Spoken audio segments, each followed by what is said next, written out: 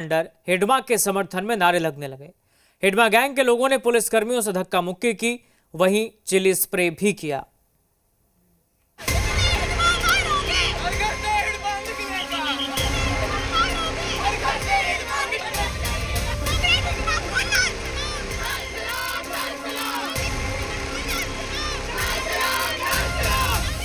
हर घर से हिडमा निकलेगा, कॉमरेड हिडमा अमर रहे। ये सुकमा और बीजापुर के जंगल या किसी चौक की तस्वीर नहीं है। ये नारेबाजी राजधानी दिल्ली के इंडिया गेट पर हो रही है। अब सवाल ये कि आखिर दिल्ली में हिडमा के हमदर्द कहां से आए? दिल्ली में नक्सली हिडमा के पोस्टर किसने छपवाए? दिल्ली में हिडमा समर्थक नक्सली गैंग के पीछे कौन है? प्रदूषण के बहाने अराजकता फैलाने की साजिश किसकी? हिडमा गैंग को पुलिस को चैलेंज करने की हिम्मत किसने दी? ये 3 तस्वीरें देखिए। प्रदूषण को लेकर विरोध जताने के लिए ये लोग इंडिया गेट पर जमा हुए थे, लेकिन इसमें नारे लगे 18 नवंबर को मारे गए कुख्यात नक्सली हिडमा के नाम के, और पुलिस से धक्का मुक्की करके अराजकता फैलाने की कोशिश हुई।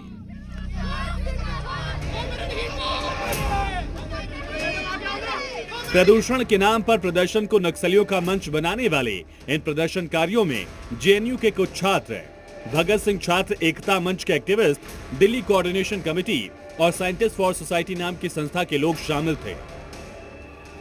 दिल्ली के इस नक्सली गैंग से अब तक पुलिस ने 20 से ज्यादा लोगों को गिरफ्तार किया। इस बात की जांच हो रही है, आखिर इसमें शामिल लोग कैसे एक साथ आए? इस प्रदर्शन के पीछे प्लानिंग क्या थी? इस हिडमा गैंग के पीछे दिमाग किसका है? क्योंकि इन पर कई गंभीर आरोप हैं।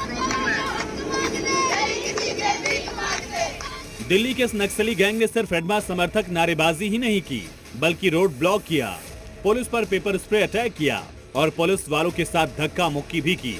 हैरानी की बात यह है कि अब इस प्रदर्शन को पूरी तरह जायज बताने की मुहिम चलाई जा रही है। हिडमा एक आदिवासी व्यक्ति हैं जिन्होंने अपने हक के लिए हथियार उठाए थे। Now people can disagree with that method. वो कह सकते हैं कि ये तरीका गलत है, लेकिन वो यह नहीं कह सकते कि जिस कारण से आदिवासियों को हथियार उठाने पड़ रहे हैं अपने हक के लिए लड़ने के लिए, वो गलत है। कॉर्पोरेटाइजेशन के खिलाफ जो लड़ाई है वो लड़ाई आदिवासियों की है, वो जल जंगल जमीन की लड़ाई है, और उसके हक में नारे लगाना को एंटी नेशनल नहीं कहा जा सकता, और उसके लिए इस टाइप की रिप्रेशन लोगों पे नहीं की जा सकती। प्रदर्शनकारी अपनी थ्योरी बता रहे हैं कि नक्सली जल जंगल जमीन के लिए लड़ रहे हैं। जंगल कटने से प्रदूषण होता है, इसीलिए किसी नक्सली का समर्थन करना देश विरोधी नहीं हो सकता।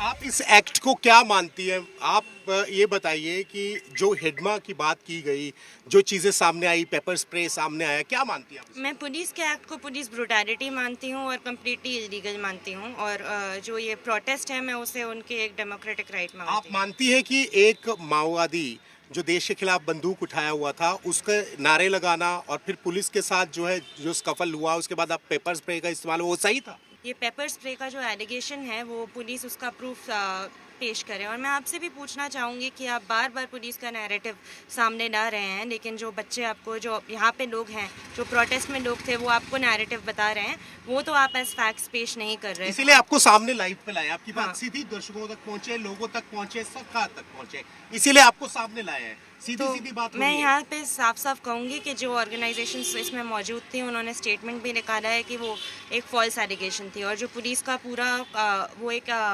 हिंसा के बिना प्रोटेस्ट कर रहे थे, और वहाँ पे दिख रहा है कि अगर कोई हिंसा कर रहा था तो केवल पुलिस ही कर रही थी। हिडमा को कैसे मानती हैं आप? क्या जानती हैं उनके बारे में? मैं हिडमा के बारे में ये जानती हूँ कि वे एक आदिवासी नेता थे, वे एक माओवादी भी थे, और जो सबसे रीसेंट बात मैं जानती हूँ कि इनका जो एनकाउंटर हुआ गया, उसको एक फेक एनकाउंटर भी बुलाया जा रहा है। आप कैसे कह सकते हैं बिना सबूत के? तो आप कैसे कह सकते हैं कि सही एनकाउंटर था बिना सबूत के? लेकिन इन बुद्धिजीवियों को इतना एहसास नहीं कि जिस हिडमा की ये वकालत कर रहे हैं, उसने कभी पर्यावरण बचाने का कोई नारा नहीं दिया। वो बंदूक लेकर शांतिपूर्ण तरीके से मार्च के लिए नहीं निकला। हिडमा का नाम लेने से पहले लाल सलाम का नारा देकर AQI कम करवाने निकले। इन क्रांतिकारियों को हिडमा का इतिहास देखना चाहिए, जिसने अपने हाथों से सैकड़ों लोगों की जान ली।